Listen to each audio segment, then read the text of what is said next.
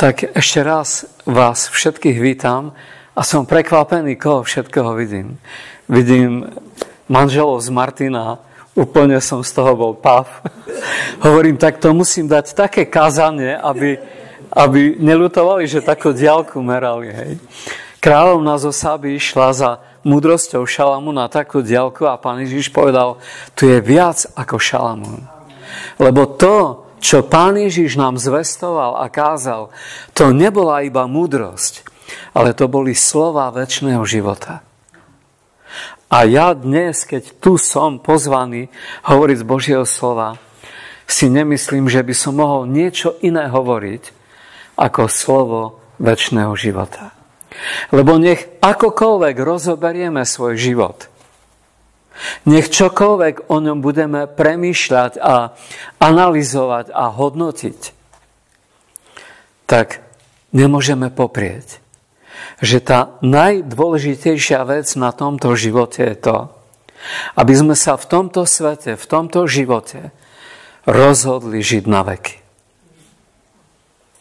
A to nemôžeme inak ako s Kristom. Slova večného života nemá nikto iný, len Ježiš. Keď sa pýtal Pán Ježiš apoštola Petra a tých 12, teda tých ďalších 11, vy nechcete odo mňa odísť? Lebo pred chvíľou od neho odišlo 70 učeníkov. Lebo im hovoril o svojej krvi, o svojom tele, že on je chlebom života. Preto zostúpil z neba, aby každý, kto bude jesť ten chlieb, žil na veky. A keď to počuli, tých 70 učeníkov povedali, to je fakt tvrdá reč. Toto je veľký fanatizmus. Toto my počúvať nebudeme. Zdvihli sa a odišli. A veď my to vieme. Koľkým sme hovorili o Kristovi, že môžu žiť na veky. A čo urobili? Smiali sa. Ty tomu veríš? Že budeš žiť na veky? To je tvrdá reč. Kto ju môže počúvať? Ale keď Pán Ježiš povedal Petrovi, nechceš aj ty odísť? Čo povedal Pán Ježiš? To z neho vyhrklo. Pane, ak by sme odišli od teba, kam pôjdeme? Ak by som dnes prestal veriť v Krista, komu by som uveril? Kto má slova, ako má Ježiš? Kto vyváži to, čo mi dáva Ježiš? Kto mi dá väčšiu nádej, ako mi dáva Ježiš? Kto mi dokáže viac odpustiť, ako mi odpustil Ježiš? Pane, ku komu pôjdeme? Ty máš slova večného života a my chceme žiť na veky. Ja neverím, že život má zmysel bez teba, Ježiš. Neverím tomu. Žijem už 65 rokov na tomto svete. Verili by ste? 65 rokov. Už som na dôchodku. A ja sa pre Krista cítim tak mladý, tak nadšený, ako keby som mal 20 rokov. Lebo to robí to, tá nádej, ktorá v nás prebýva. Že to prebilo úplne všetko. Úplne všetko. Ja som si to zapísal. Prázdnota ľudského života bez Krista je omračujúca. Z neho, skrze neho a pre neho je všetko. Kto prežije celý svoj život a nepochopí to, že potrebuje Krista, stráca svoj život navždy. Bez Krista všetko, čo sme nadobudli na tomto svete, úcta, majetok, rodina, pozemky, domy, autá, tituly, to všetko svojou smrťou strácame na veky. Po nás naše deti a po nich deti našich detí. A aký môže mať ľudský zmysel život? bez Krista? Žiadny. Ešte som nenašiel človeka, ktorý by na túto otázku odpovedal tak, aby dosiahol pokoj. Pretože kráľ pokoja je iba Kristus. Nikto iný nemá na túto otázku odpoveď. Čo bude, keď skončí náš život na tomto svete? Kto uverí v Krista a príjme ho, zachráni svoj život pre večnosť. To dnes ani nevieme oceniť, lebo my vôbec nerozumieme tomu, čo je byť na mieste, byť na mieste, kde nie je nádej. Lebo tu nás sme vždycky žijúci s nádejou. Nech prídeš o čokoľvek, nech máš akúkoľvek nemoc. Ale vždycky počuješ nádej. Ale peklo je miesto, ktoré nemá východ. Nemá nádej. Tam sú ľudia zhromaždení, ktorí vedia, že stratili všetku nádej. Iba preto, že keď žili, tak nedali Bohu za pravdu. Nehľadali odpovede v Bohu. Nemysleli na to, že je Boh. To keď si uvedomíme, že si to ani dnes nevieme uvedomiť. Mňa tieto myšlienky privádzajú do veľkej bázne. A väčšinou mám z toho zimomriavky. A ja sa rád pohybujem medzi neveriacimi ľuďmi, ktorých provokujem tým, čo hovorím. Lebo viete, keď budete hovoriť niekomu hodinu evanjelium, on si nezapamätá ani 2-3 vety. A keď si myslíte, že môžete s ním hovoriť celý deň, on aj tak si z toho skoro nič nezapamätá. Ale dôvod, prečo ja hovorím s tými ľuďmi hoci aj celý deň, aby som dosiahol jednu jedinú vec. Nie, aby niečo vedeli, ale aby z toho, čo hovorím, dostali hlad po Bohu. Aby keď pôjdu spať, cítili, že sú hladní. Hladní po niečom, čo ten hlad je v ich srdci a oni ešte nevedia, ako sa najesť.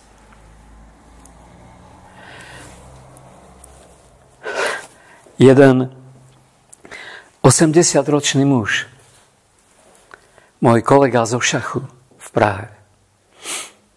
Keď som hovoril o Kristovi počas tých rokov v tom šachovom klube, tak on vždycky bol proti. Vždycky bol proti mne. Že on verí vo fyziku, v matematiku. A že verí vo vedu. A ja som s trpezlivosťou hovoril také ako podpasovky, že vieš, život není o matematike ani o fyzike. Hoci je fyzika a matematika všade. Ale tento život je o tom, aby si sa v ňom rozhodol žiť na veky. Keď sa nerozhodneš žiť na veky v tomto živote, tak tú večnosť nikdy nedostaneš. A jemu to vrtalo v hlave.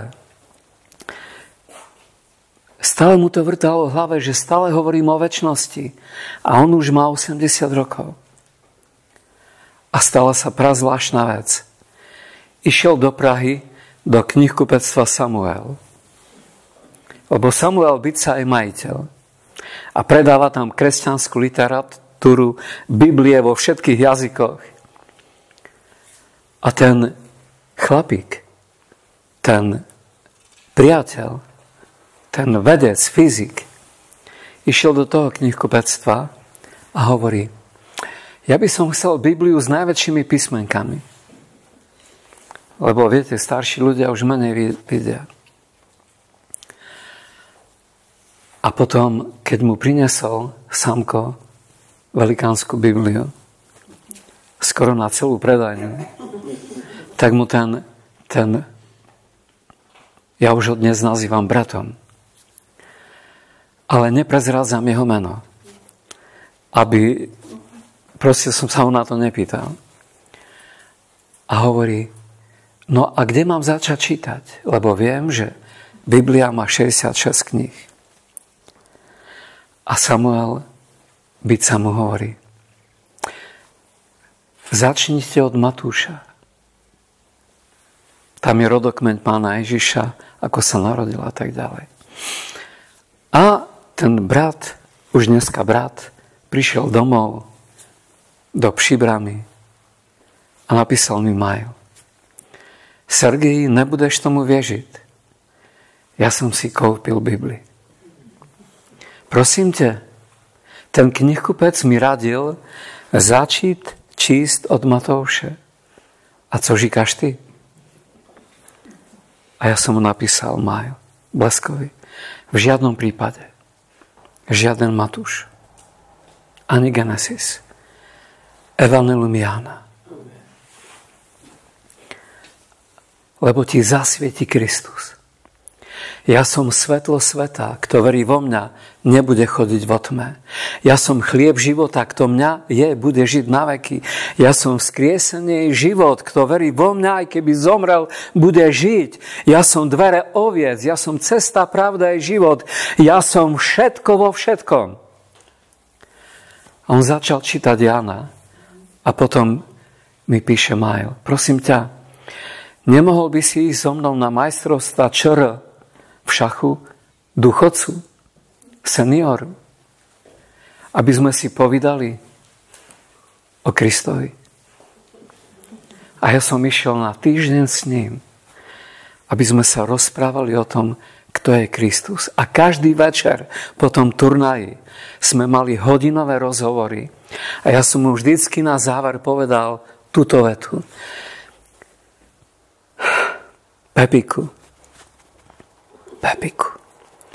prosím ťa, ja chápem to, že nic si nezapamätáš. Ale chcem, aby si pamätal jednu jedinú vec. Kto verí v Krista, má večný život. Kto verí v Krista, má večný život. A to som hovoril spali sme v hoteli, som to drbil do neho. A teraz Pepík prišiel domov a po nejakom čase mi poslal mail. Fotka. Sergej, podívej, jaký som si kúpil hrob. Místo. Hrob. A ja na to pozerám a hovorím, Pepiku, prosím te, veď ty tam nebudeš ani sekundu. A Pepík píše mail, promiň, ja som zapomnel. Kto verí v Krista, má večný život. Hodnota, ktorá nikdy nepominie. Nikdy to neskončí. A ten večný život bude v láske, v radosti nebeského Otca. Lebo je to jeho želanie, jeho vôľa pre každého človeka, kto prichádza na tento svet. Pán Ježiš to povedal Ponskému Pilátovi. Ja som preto prišiel na svet a preto som sa narodil, aby každý, kto je z pravdy, počul môj hlas. Aby každý, kto túži po pravde, tú pravdu poznal. A tá pravda, ja som pravda. Pravda není čo? Pravda je kto? A je to Ježiš. Boh ho učinil pravdou, cestou i životom pre nás. Lebo skrze neho sme boli stvorení, skrze neho prichádzame k Bohu a skrze neho je jediný skutočný možný život s Bohom. Dnes to nevieme oceniť, lebo sme nestratili sme zatiaľ svoj život. Ale keď budeme vo večnosti, až tam uvidíme, akú cenu má viera v Krista. Obrovskú. Ja ani nikdy nehovorím s ľuďmi o ničom inom, ako o Kristovi. Dávam prihrávky. A keď sa chytia tie prihrávky, hovorím o Kristovi. Nič iné a nikto iný nemá zmysel. A teraz, ja neviem, kedy som začal, tak zastav ma, až bude čas. Ja vám chcem teraz povedať niečo z písma,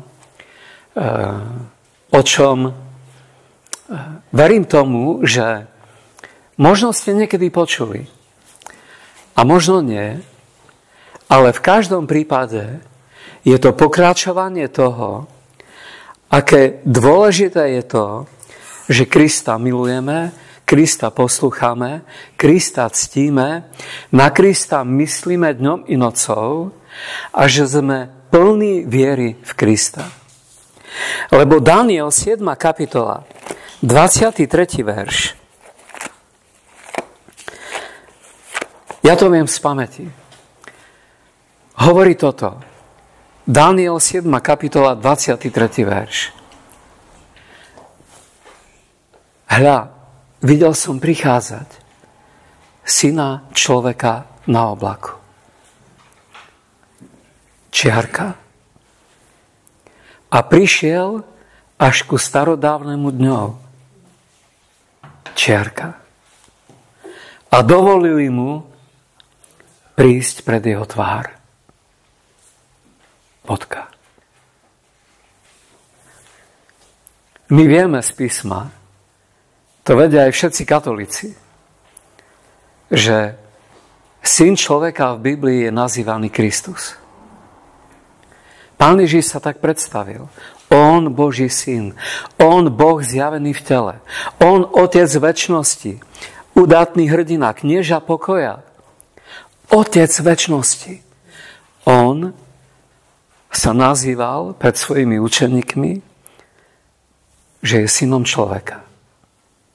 A tak ten výraz je taký, ako keby biblický slang, biblický slovník.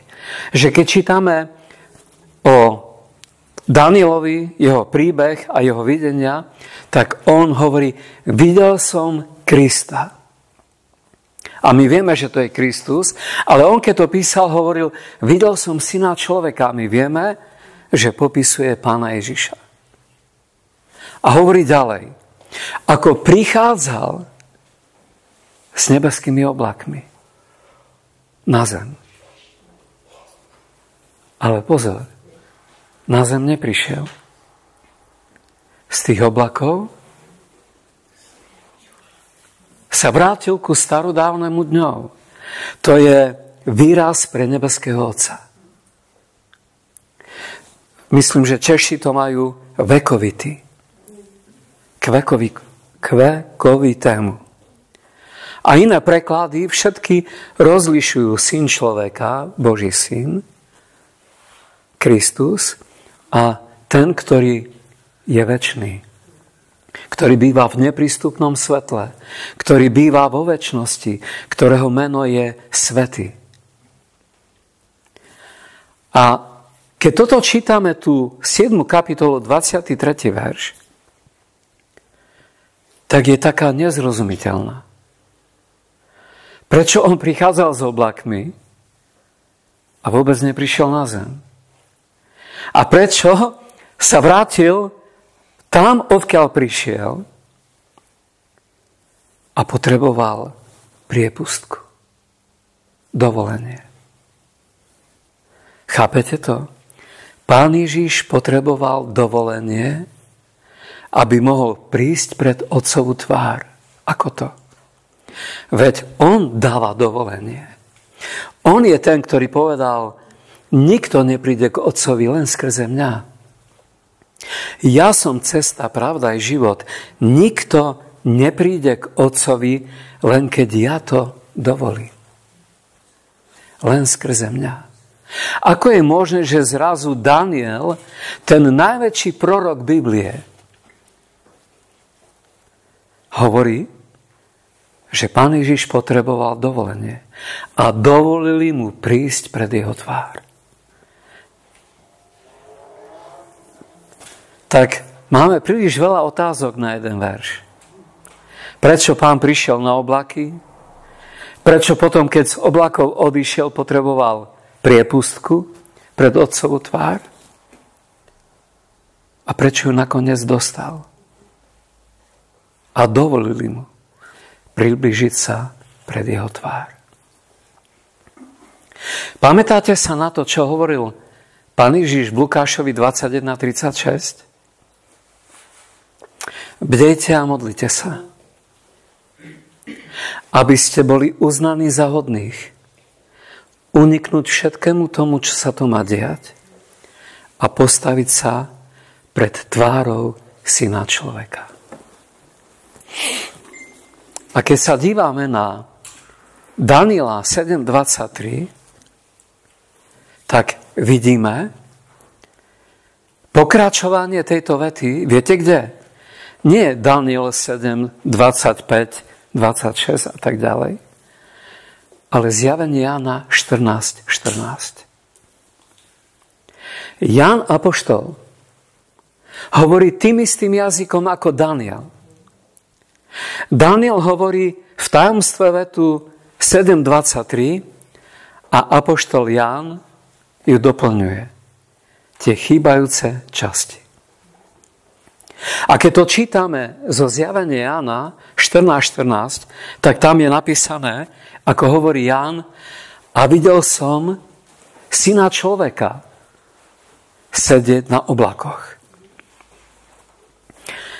Daniel ho videl prichádzať s oblakmi, ako prichádza na oblaky. Ale Ján ho už videl sedieť na tom oblaku a v ruke má zlatý srp. Sedí na oblakoch. Pred chvíľou s nimi prišiel. V ruke má zlatý srp a na hlave čelenku.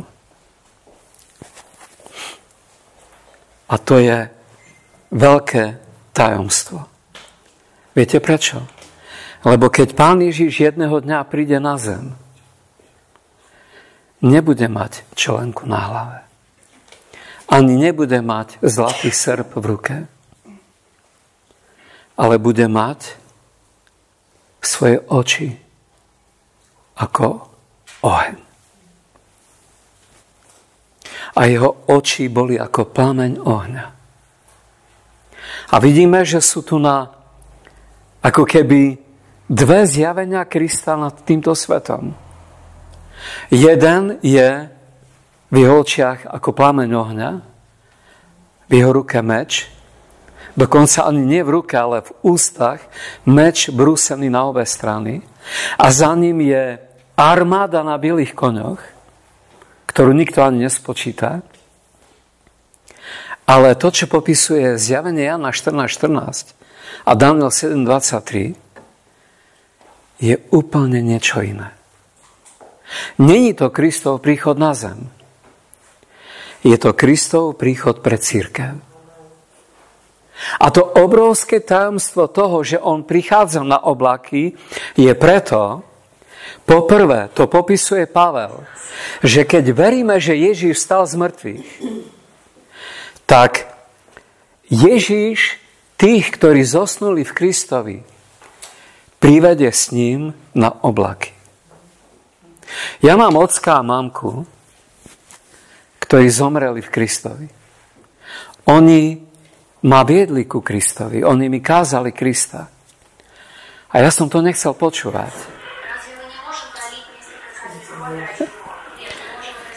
Keď mi dali Bibliu, aby som ju čítal, tomu už ja nebudeš veriť.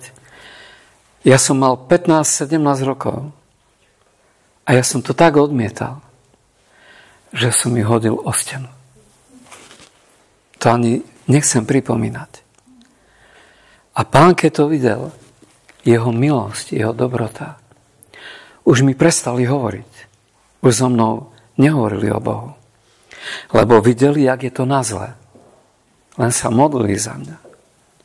Ale Pán, keď videl, jak som jeho slovo hodil o stenu, tak nezvíťazil môj hnev, ale jeho milosť. A povedal si, Možno si to povedal. Tak ty hádžeš moje slovo o stenu. Tak kvôli môjmu slovu budeš o stenu ty hádzaný. Budeš kázať moje slovo a budú ťa hádzať o stenu. A to bude moja milosť. A ja 43 rokov kážem evanjelium. Toto slovo. A nemôžem prestať. Nemôžem, nech sa čokoľvek deje okolo mňa. Ja jednoducho, toto je dých Boží. Božie slovo. A to, že Pán s nami nejedná podľa našich nepravostí, ale podľa svojej milosti, ma núti viac a viac a viac ho poslúchať a nemôcť žiť bez toho, aby som ho poslúchal. A potom, keď čítate slovo a čítate, tak Pán vám zjavuje tajomstvá, ktoré by ste tam nikdy nenašli. Iba preto, že ste ochotní čítať aj veci, ktorým nerozumiete. A prvé bolo zjavenie Jána. Pán, ja to nemôžem čítať, lebo to sa nedá pochopiť, tá kniha. A viete, čo mi Pán povedal? To som normálne, že videl napísané v 1. kapitole. Že to nie je kniha pre tých, ktorí ju budú rozumieť, ale pre tých, ktorí ju budú ostrihať. Zjavenie 1. kapitola hovorí o tom, že sú blahoslavení tí, ktorí ju čítajú a ostrihajú. Není tam napísané, ktorí jej rozumia. A ja si hovorím, prečo mám čítať niečo, čomu nerozumiem? Viete prečo? Lebo toto je jediné slovo na svete, ktoré má moc.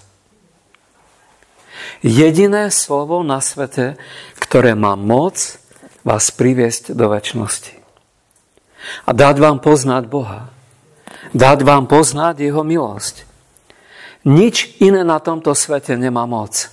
Viete, ľudia dnes počúvajú strašne veľa vecí, lebo dnešný svet je, ako kedysi nás v škole učili, že doba kamenná, doba železná, doba ľadová a tak ďalej.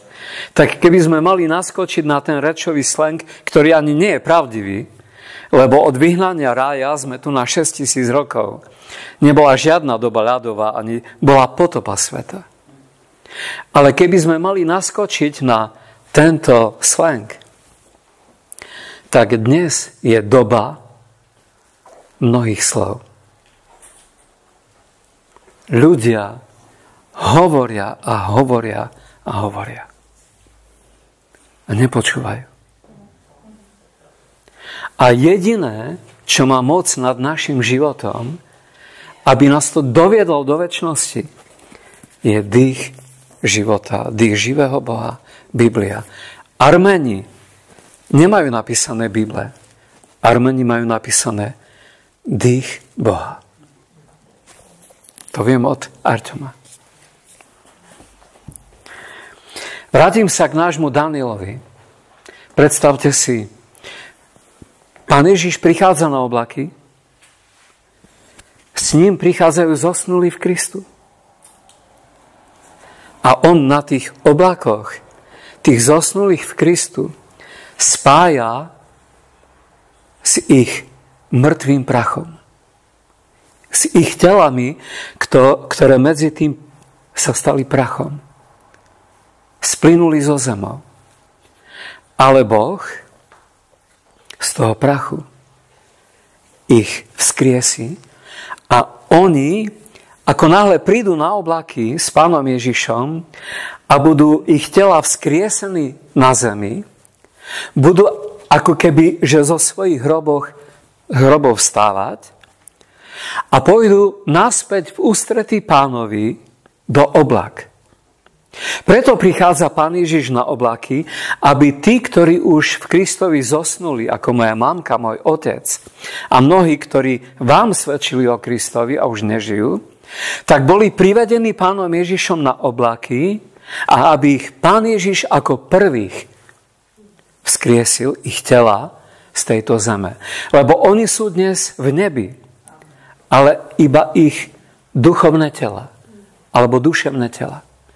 Ale keď prídu na oblaky s Pánom, tak ako bol vzkriesený Pán Ježiš, hovorí Pavel, budú aj oni vzkriesení a v tej chvíli, a toto je kľúčové teraz, v tej chvíli, keď ich mŕtvé tela budú vzkriesené do podoby tela slávy Božieho Syna, a jak pôjdu v novom tele vzkriesenom v ústretí Pánovi do oblák v povetri, pozor, v tej chvíli my živí, jak tu sedíme všetci a milujeme Pána, budeme naraz s nimi vychvátení do povetria v ústretí Pánovi do oblák.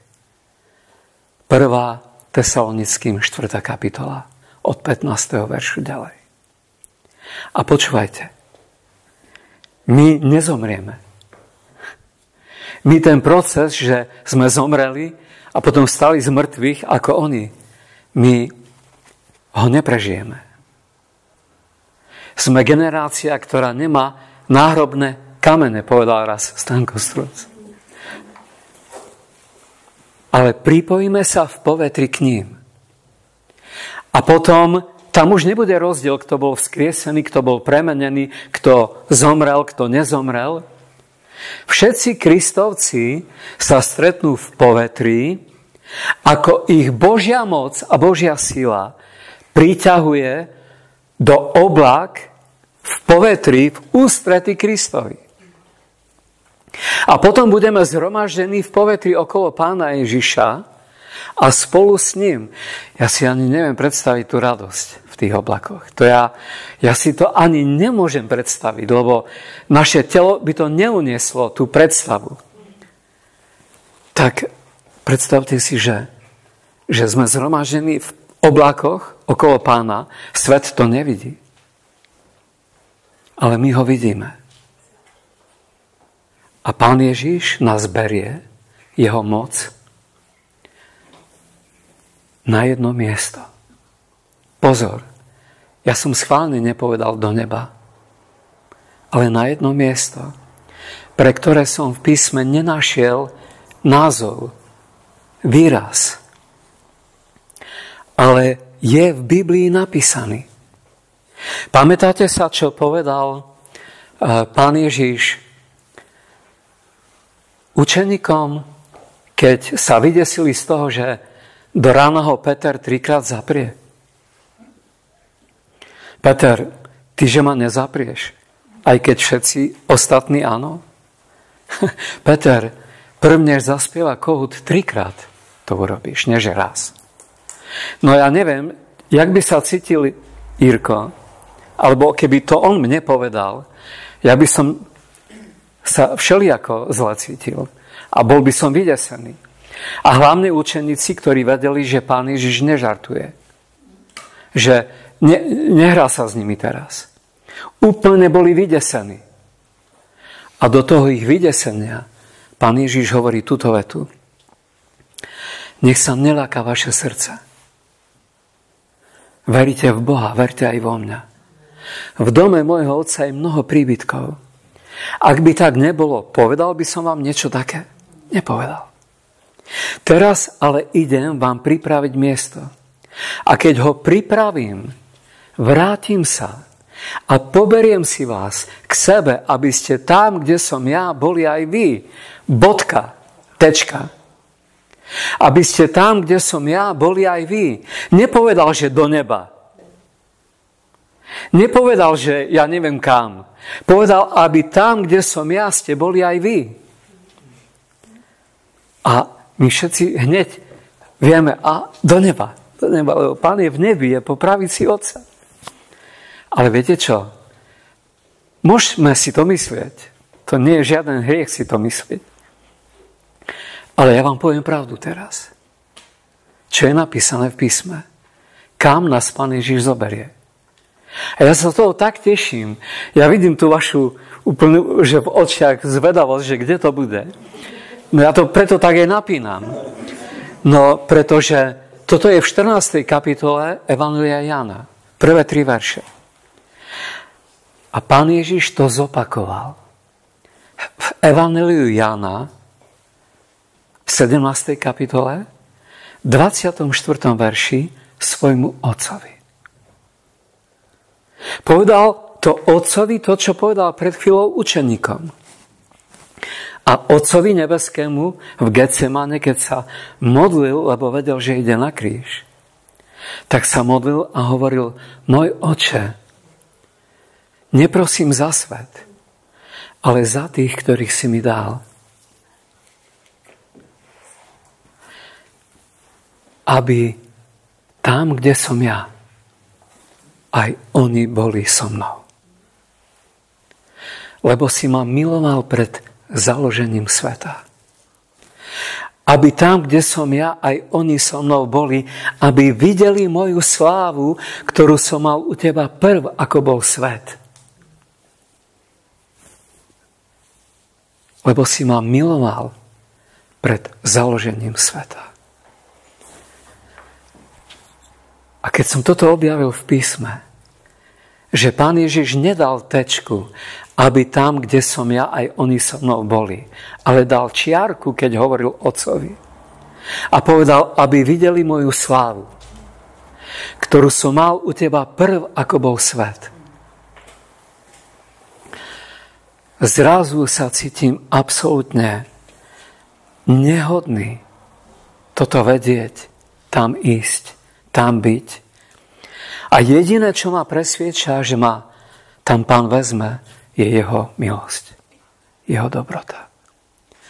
Nedokážeme nič na tomto svete vyrobiť, urobiť, dokázať, aby sme prekonali Božiu milosť, ktorá je nad nami. A aby sme verili niečomu inému, ako jeho dobrote, jeho láske, jeho odpusteniu.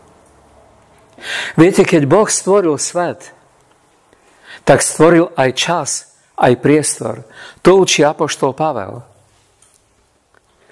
A viete si predstaviť, že keď sa dívam na vás a vy na mňa, tak my môžeme byť dnes tu, na tomto mieste vo Varnsdorfe. Inak sme išli s Arťomom do Nemecka a do Poľska, aby sme došli do Varnsdorfa. Ja už som tomu prestával veriť. Hovorím, moja navigácia je v šoku, určite. A teraz boli tam policajti nemeckí. Ja si hovorím, mám vôbec doklady? Hej? A on je uprchlík a ja takisto. Hej? Ja som z Užhorodu, on je z Arménie. Hovorím, to je známy koniec, toto už je koniec. Hej? No a navigácia mi ukazuje, že sme 4 kilometre od teba. Ale viete si predstaviť, že keď sme tu, tak nemôžeme byť v Prahe, v Martine. Lebo my sme obmedzení priestorom. Ale Boh, keď stvoril priestor a roztiahol ho, on není ohraničený tým, čo stvorili jeho ruky. On je všade. On je všade. On je tu, v Prahe. On je všade. Miliardy a miliardy to, čo odmerávajú vedci a merajú priestor a vesmír, Boh je všade. A svojím slovom všetko drží. Len oni to nevedia odmerať. Že tá čiastka, ktorá všetko drží, je jeho slovo. Lebo povedal a stalo sa to. Všetko je držané jeho slovom. A to je ešte málo, že on je všade a my sme ohraničení. Ale Boh stvoril čas. A není ohraničený tým, čo stvoril. On nestárne. Aj keď ho nazýva Daniel vekovitý a starodávny dňov, ale Boh nie je starý. Lebo on nestárne, on je večný. Moje meno je svätý a večný. Bývam v neprístupnom svetle a s tým, kto je skrušeného srdca a zdrteného ducha a kto sa trasie nad mojím slovom. Aký dom mi vystavíte, hovorí Boh.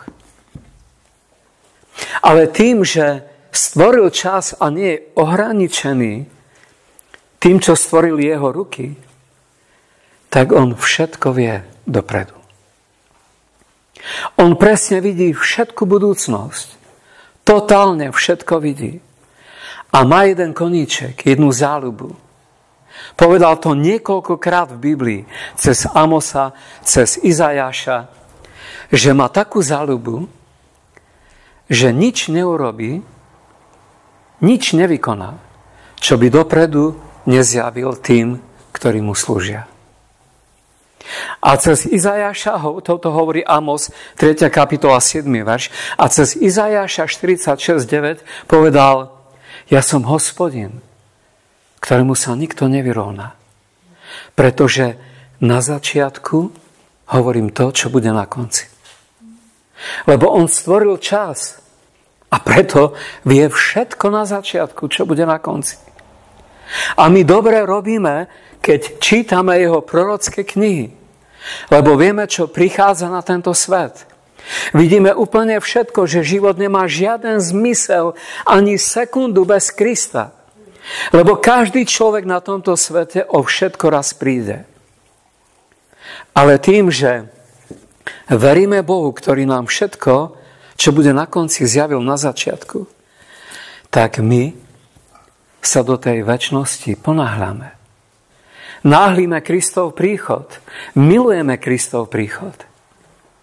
Peter píše: vy, ktorí náhlíte Kristov príchod.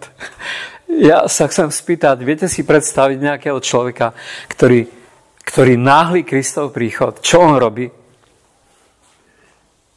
Stojí za stolom teraz. No on stále potom túži, stále o tom hovorí. Je úplne že beznádejný prípad. Prečo? Lebo Pán prichádza. A predstavte si ale to veľké tajomstvo, ktoré nám zjavuje zjavenie Jána, že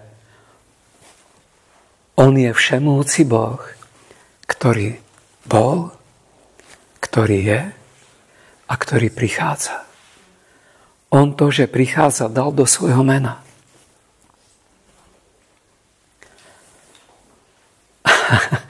Ja som postihnutý jeho prichádzaním.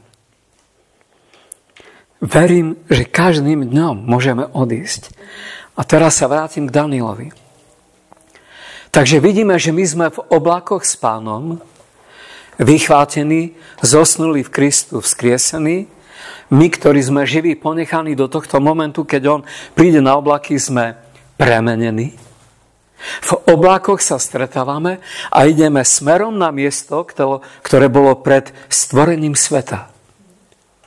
Predtým, než Boh všetko stvoril, bolo miesto, kde bol Otec, Syn a Duch Svätý. A my ideme na to miesto. A teraz si predstavte tú úžasnú vec. Zrazu prídeme pred Boží trón a tam nás zastavia. Povedia stop.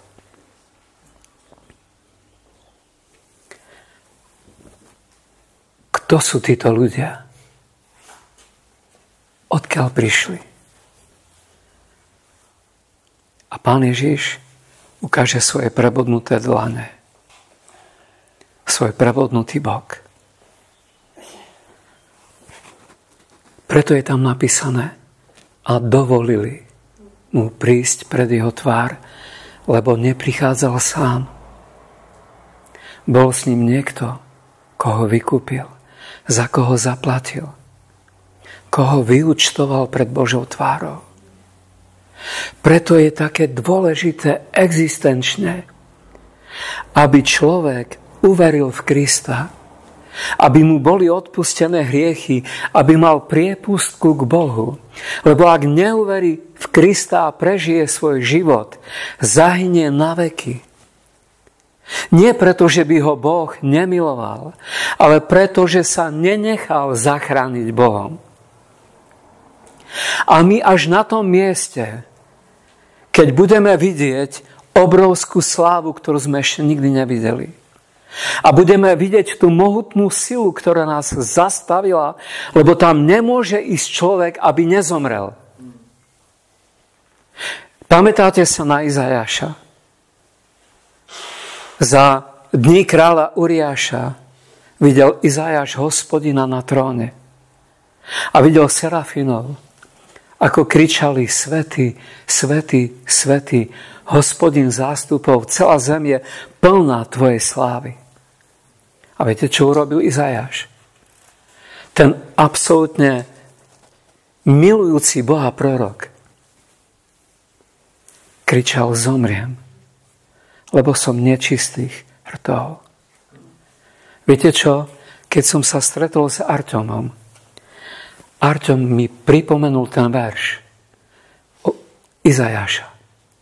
A viete, čo mi povedal? Čokoľvek hovoríme o Pánovi dnes, podobne ako Izajáš, a to ani nemáme také možno vedomosti, ako mal Izajáš. Keď uvidíme tú Božiu slávu v nebi, prvé, čo nás napadne: o Pane, veď ja som všetko, čo som o Tebe hovoril. A teraz to, čo vidím, to je hrozné, Pane, čo ja som hovoril o Tebe. V porovnaní s tou silou, s tou mocou, s tou pravdou vykrikneme ako Izajáš: zomriem. Ján, keď videl Pána Ježiša na ostrove Patmos, pamätáte sa? Padol ako mŕtvy. Videl jeho slávu a pritom on s ním chodil. On bol jeho miláčik. V porovnaní s jeho svetosťou, so všetkým, čo my prežívame, ak nás neprikryje krv baránka, viera v Krista, nemôžeme prežiť stretnutie s Bohom. Preto, keď Pán Ježiš bude prichádzať z neba na zem, tak budú všetci mocní sveta, všetci generáli, králi, mali aj veľkí kričať ku vrchom a skalám, aby ich prikryli pred tvárou toho, ktorý sedí na tróne. A my by sme nikdy nemohli prísť pred Božiu tvár s ničím, ak by sme nemali priepustku, ktorá sa volá Ježiš. A to vidíme v Danielovi 7:23, že nakoniec mu dovolili prísť pred Otcov tvár. A tam sa naplňa Lukáš 21:36, kedy my unikáme z tohto sveta pred tým, čo sa to má diať, a zároveň sa postavíme pred tvár Pána Ježiša v oblakoch a on nás privedie pred tvár svojho Otca do nebies, ako nám to slúbil. Lebo ten najväčší dôkaz, a tým končím, ten najväčší dôkaz toho, že vychvátenie není mýtus, že to nie je pohádka, je to, že Pán Ježiš, keď chodil po tomto svete, po tejto zemi, dal 2 svoje sľuby. Nie 1, ale 2. Jeden dal učeníkom, ktorí ho milovali, a druhý dal Židom, ktorí ho odmietali. Ja som šťastný, že hovorím pred touto vlajkou. Lebo a to vám budem hovoriť zajtra ráno. Nie teraz. Teraz som sa brutálne zastavil. Ale vám poviem také tajomstvo o Izraeli zajtra, aké ste možno ešte nikdy nepočuli. Zoberte, koho môžete zajtra do zboru.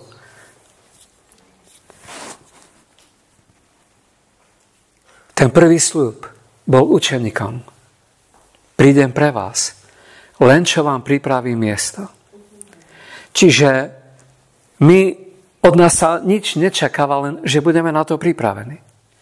Že keď on príde na oblaky, my odídeme s ním. To je ten prvý sľub, ktorý dal učeníkom. Buďte pripravení na to, že keď ja prídem, vezmem vás do otcových príbytkov. No a my na to čakáme. Vidíme to, ak poznáme ten kľúč, vidíme to všade v písme. Ale ten druhý sľub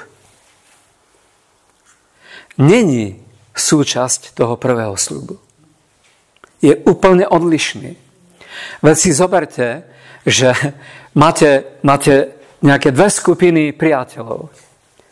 Jedni slúbite jednu vec a A druhej skupine slúbite úplne inú vec. Tá prvá skupina sú kresťania, ktorí milujú Krista. To boli jeho učeníci. A oni na to čakajú. Im je to zjavené v písme. Oni o tom si hovoria. Ale tá druhá skupina to neberie vážne. Odmieta Krista. Hovoria, to je syn Márie, to je Jozefov syn. Toho nepočúvajte. Vidíte, aké sú rozličné tie skupiny? Jedni za neho položia život a druhí ho dajú križovať. Vydajú ho Rimanom. Pán Ježiš tej druhej skupine povedal túto vetu. Už ma nikdy viac neuvidíte.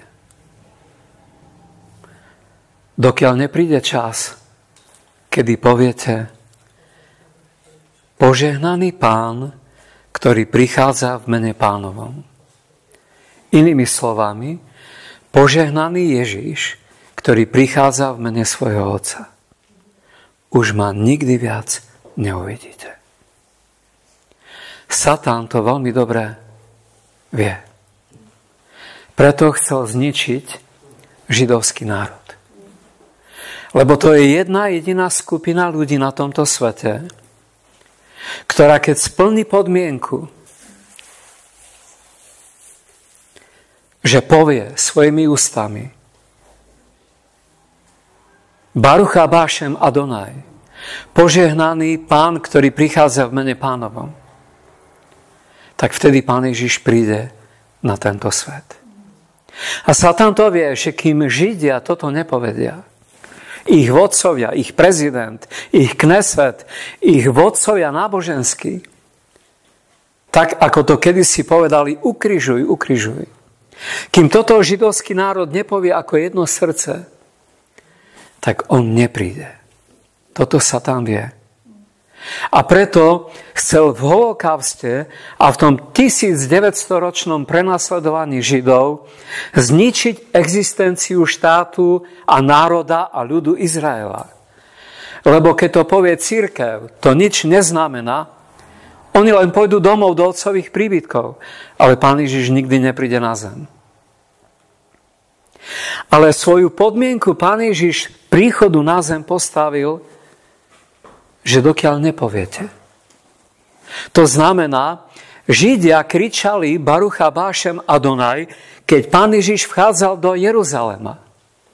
A dávali mu palmové listy, šaty pred osla a kričali Mesiáš, Mesiáš, Mesiáš.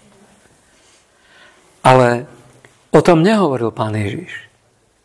Že ma uvidíte a vtedy to vyznáte. On povedal, už ma nikdy viac neuvidíte, dokiaľ najprv nevyznáte a nepríde čas, kedy poviete. Najprv poviete a potom ma uvidíte. Oni ho vtedy v Jeruzaleme najprv videli a kričali, lebo vedeli, že vzkriesí Lazara. Kto by v neho neveril? Ale Pán Ježiš túto podmienku svojho príchodu na svet postavil na pokáni a na viere Izraela. To znamená, že my vidíme dnes, že Izrael sa narodil za jeden deň. A považujeme to za púčiaci figovník, kedy Izajáš hovorí, kto to kedy videl, aby sa národ zrodil za jeden deň. Ale tento národ ešte musí splniť túto podmienku. Už je vo svojej zemi. Už je spolu. A bez toho by túto podmienku vôbec nemohli splniť, lebo Židia nemohli byť roztrúsení po celom svete a každý niekde v kútiku svojho domu hovoriť Baruch haba Hašem Adonaj. Nie. Oni to musia povedať pri múre Nárku, v Jeruzaleme, vo svojej zemi, vo svojom dedičstve, v zemi, ktorú Boh prisahal Abrahamovi, Izákovi, Jakobovi. A musia to povedať ako jedno srdce, jedna duša. A viete, kedy sa to stane? Hovorí to Zachariáš 12. kapitola. Kedy Boh na nich vyleje svojho ducha. Keď budú obklúčení národami celého sveta. Armádami. A vtedy budú volať ku Bohu. A Boh na nich vyleje svojho ducha a oni zrazu uvidia. A budú plakať nad tým, koho prevodli. A budú kričať Barucha Bášem Adonaj, Ježiš prídi. Tak ako to dnes kričí cirkev. Pane Ježišu prídi, lebo duch a nevesta hovoria prídi, Pane. A keď to bude robiť židovský národ, to vám poviem zajtra ráno. To je taká sila. Ja sa úplne chvejím, keď nad tým rozmýšľam. No a teraz musím ukončiť. Toto ukončím, ja? Takže Maranata.